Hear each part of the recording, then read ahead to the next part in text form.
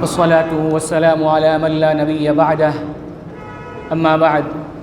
يقول الله عز وجل يا أيها الذين آمنوا اتقوا الله وذروا ما بقي من الربا إن كنتم مؤمنين فإن لم تفعلوا فأذنوا بحرب من الله ورسوله وإن تبتم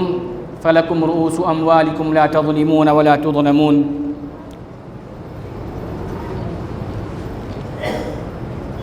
معزز مصلیان، سامعین و سامعات، تیسرے پارے کی ابتدا میں اللہ رب العالمین نے رسولوں کی ایک دوسرے پر فضیلت کے سلسلے میں ارشاد فرمایا۔ اللہ نے فرمایا تلک الرسل فضلنا بعضهم على بعض منہم من کلم اللہ ورفع بعضهم درجات، کہ یہ جو رسول ہیں ہم نے ان میں سے بعض کو بعض پر فضیلت عطا فرمائی۔ ان میں سے کچھ رسول ایسے ہیں جن سے اللہ نے بات کیا، اور ان میں سے بعض کے درجات کو اللہ نے بلند فرمایا، جیسا کہ دوسرے مقام پر اللہ نے فرمایا وَلَقَدْ فَضَّلْنَا بَعْضَ النَّبِيِّينَ عَلَى بَعْضٍ وَآتَيْنَا دَاوُودَ زَبُورًا، کہ ہم نے بعض نبیوں کو بعض پر فضیلت عطا فرمائی،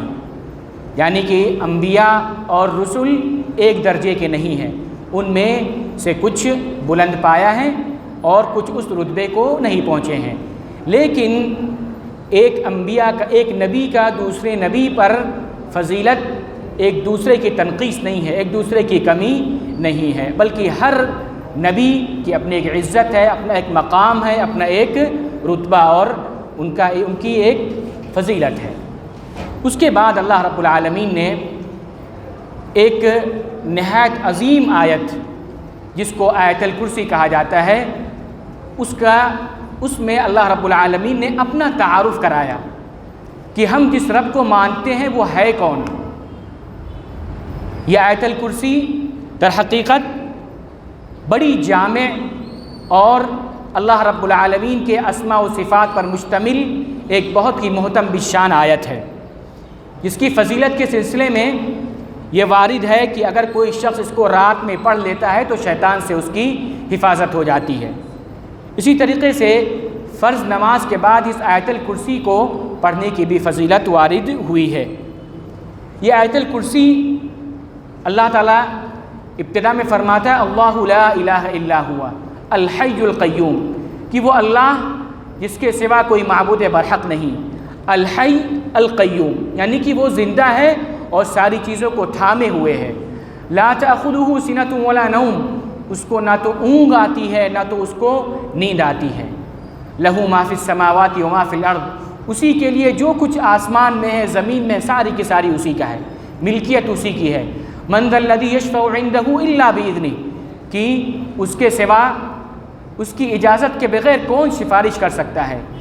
اور یعلم ما بین ایدیہم وما خلفہم، جو کچھ تمہارے سامنے ہے جو کچھ ان کے پیچھے ساری چیزوں کو جانتا ہے۔ ولا یحیطون بشیء من علمہ الا بما شاء، تم لوگ یعنی وہ لوگ اس کے علم کا احاطہ نہیں کر سکتے مگر جتنا کہ وہ چاہے۔ وسع کرسیہ السماوات والارض، اس کی کرسی آسمان اور زمین کو گھیرے ہوئے ہے۔ ولا یؤودہ حفظہما، اور آسمان و زمین کی حفاظت سے وہ اکتاتا نہیں ہے۔ وہو العلی العظیم، اور وہ اللہ بلند ہے، عظمت والا ہے۔ یہ آیت الکرسی کا ترجمہ ہے، یعنی اس میں اللہ رب العالمین نے اپنی قدرت کا، اپنی عظمت کا، اپنے پاور کا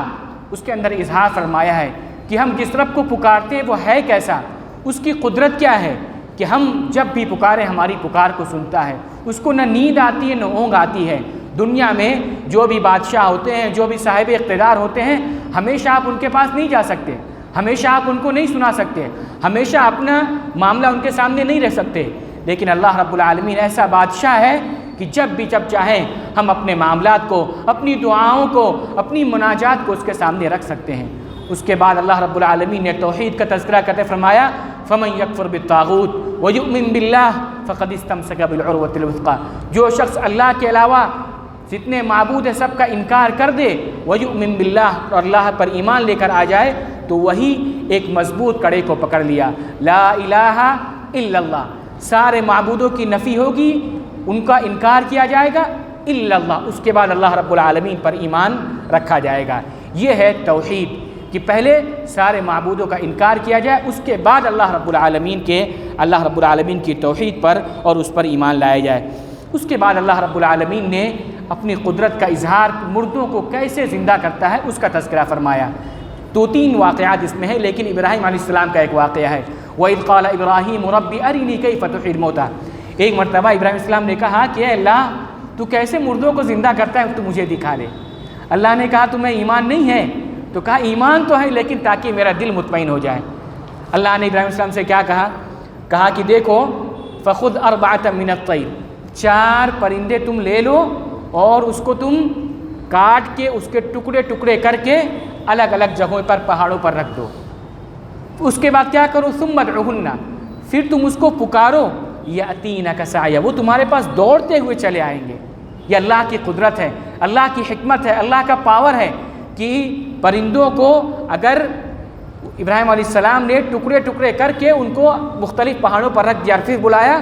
وہ چلے آئے۔ یعنی اللہ رب العالمین بندوں کو اس کو موت دینے کے بعد دوبارہ زندہ کر سکتا ہے، اس پر یہ قادر ہے۔ اللہ رب العالمین کے لیے کوئی چیز مشکل نہیں ہے۔ ایک شخص، کوئی، اللہ رب العالمین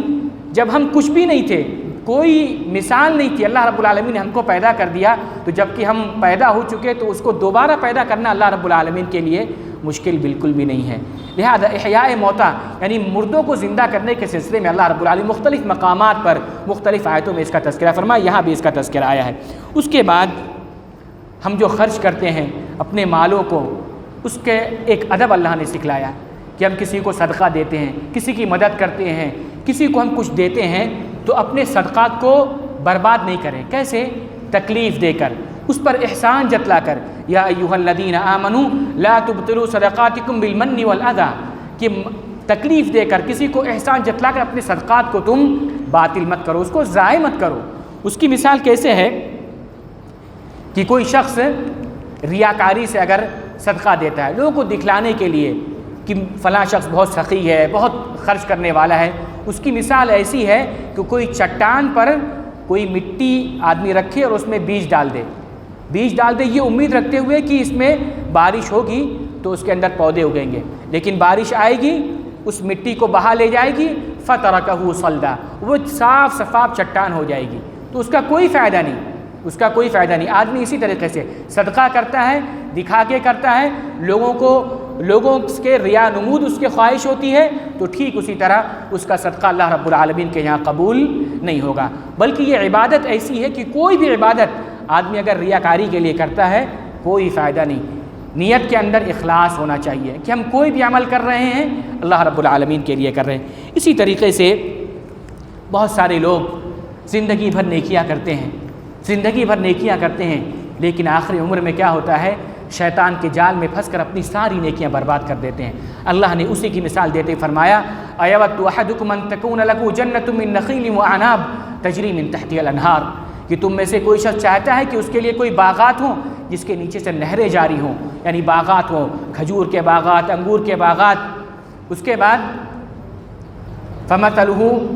أَيَوَدُّ أَحَدُكُمْ أَن تَكُونَ لَهُ جَنَّةٌ مِّن نَخِيلٍ وَأَعْنَابٍ تَجْرِي مِن تَحْتِهَا الْأَنْهَارُ لَهُ فِيهَا مِن كُلِّ الثَّمَرَاتِ وَأَصَابَهُ الْكِبَرُ وَلَهُ ذُرِّيَّةٌ ضُعَفَاءُ، یعنی ہرا بھرا باغ ہو، لیکن جو مالک ہو، جس کا باغ ہو، اس کو بڑھاپا لاحق ہو جائے، وَلَهُ ذُرِّيَّةٌ ضُعَفَاءُ، اور اس کی جو اولادیں ہیں وہ کمزور ہوں۔ اچانک کیا ہو، ہرا بھرا باغ ہو اور ایک ہوا کی لپٹ آئے اور اس کے اندر آگ ہو، فاحترقت، اور اس کے پورے باغ کو کیا کرے، جلا کر خاک کر دے، ساری محنت ضائع ہو گئی، سارا اس کا باغ کیا ہو گیا، ختم ہو گیا۔ اب اس کو دوبارہ اس باغ کو سینچنے کا کوئی چانس ہی نہیں ہے، وہ خود بوڑھا ہو گیا اور اس کی اولاد بھی کوئی کمزور ہے، نہیں کر سکتی۔ ٹھیک اسی طریقے سے انسان آدمی نیکی کرتا رہتا ہے، اللہ کی عبادت کرتا رہتا ہے، لیکن آخری عمر میں کیا ہوتا ہے، شیطان کے جال میں پھنس کر، شیطان کے چنگل میں آ کر اپنی ساری عبادت کو ضائع کر دیتا ہے۔ لہذا ہمیں دعا مانگنا چاہیے کہ اللہ رب العالمین ہمیں تو نیک عمل کی توفیق دے، اور آخری عمر تک، جب تک کہ ہماری موت نہ آ جائے، تب تک ہم ثابت قدم رہیں، صراط مستقیم پر رہیں، اپنے اعمال کی حفاظت کرتے رہیں۔ اس کے بعد اللہ رب العالمین نے سورہ آل عمران کی ابتدا میں اپنی توحید کا ذکر کیا، اللہ لا الہ الا هو الحی القیوم، کہ وہ اللہ جس کا سوا کوئی معبود برحق نہیں ہے، الحی اور قیوم ہے۔ اس کے بعد دنیاوی زندگی کا تذکرہ کیا اللہ رب العالمین نے کہ زُیِّنَ لِلنَّاسِ حُبُّ الشَّهَوَاتِ مِنَ النِّسَاءِ، یہ ہم دنیا کی جو زندگی ہے یہ انسانوں کے لیے مزین کر دی گئی، جو اس میں کیا ہے، عورتیں ہیں، اولاد ہیں، قناطیر المقنطرہ، سونے اور چاندی کے خزانے ہیں، اسی طریقے سے اور بھی چیزیں، کھیتیاں ہیں، مال ہیں، ساری کی ساری چیزیں، لیکن یہ ساری چیزیں کیا ہے، متاع الحیات الدنیا، یہ دنیا کی زندگی ہے۔ واللہ عنده حسن المآب، اللہ کے پاس بہترین ٹھکانہ ہے۔ دنیا میں پھنس کر، دنیا کے چکروں میں پڑھ کر آدمی اپنی آخرت کو نہ برباد کرے، آخرت در حقیقت وہی اس کا ٹھکانہ ہے۔ اس کے بعد اللہ رب العالمین نے اولاد کی تربیت کے سلسلے میں نیت کا کتنا اثر ہوتا ہے اس کا تذکرہ فرمایا۔ مریم علیہ السلام کا تذکرہ فرمایا، اذ قالت امرأة عمران رب انی نذرت لک ما فی بطنی محررا فتقبل منی، کہ عمران کی بیوی جب وہ حاملہ ہوئی تو انہوں نے کہا کہ اے اللہ میں نظر مانتی ہوں کہ اگر میرے پیٹ میں جو ہے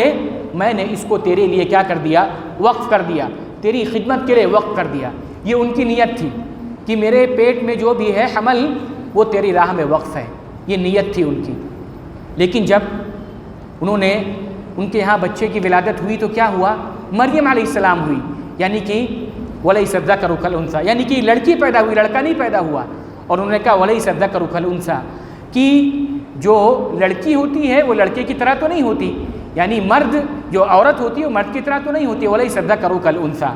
لیکن اللہ رب العالمین نے اس نیت کی وجہ سے مریم علیہ السلام کی کیسے حفاظت کیا، ان کو رزق دیا، ان کی پرورش کیا، وَأَنبَتَهَا نَبَاتًا حَسَنًا وَكَفَّلَهَا زَكَرِيَّا، بہت اللہ رب العالمین نے ان کا مقام کو بلند کیا صرف ان کی ماں کی نیت کی وجہ سے۔ آج ہم میں بہت سارے لوگ شادی شدہ ہیں، لیکن کون یہ نیت کرتا ہے کہ اگر اللہ تو مجھے اولاد دے گا، مجھے ذریت دے گا تو میں اپنے بیٹے کو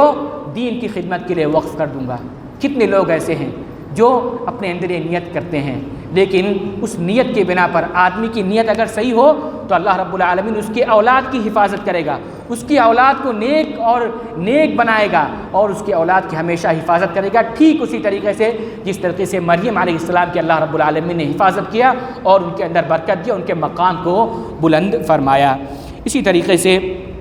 اللہ رب العالمین نے اس پارے کے اختتام میں وَمَنْ يَبْتَغِي غَيْرَ الْإِسْلَامِ دِينًا فَلَنْ يُقْبَلَ مِنْهُ، اسلام کا تذکرہ کرتے فرمایا کہ جو بھی شخص اسلام کے علاوہ کوئی اور دین تلاش کرتا ہے ہرگز اللہ کے یہاں وہ قبول نہیں ہوگا، وَهُوَ فِي الْآخِرَةِ مِنَ الْخَاسِرِينَ، اور جو شخص بھی اسلام کے علاوہ کوئی دین کو چاہے گا وہ آخرت میں خسارہ اٹھانے والوں میں سے ہوگا۔ اس کے بعد اللہ رب العالمین نے توبہ کا تذکرہ کرتے ہوئے اس پارے کا اختتام فرما دیا۔ اللہ رب العالمین سے دعا ہے کہ اللہ رب العالمین ہمیں سچا توبہ کرنے والا بنائے، ہمارے نیک اعمال کو قبول فرمائے۔ اقول قولی ھذا واستغفر اللہ لی ولکم ولسائر المسلمین من کل ذنب فاستغفروہ انہ ھو الغفور الرحیم۔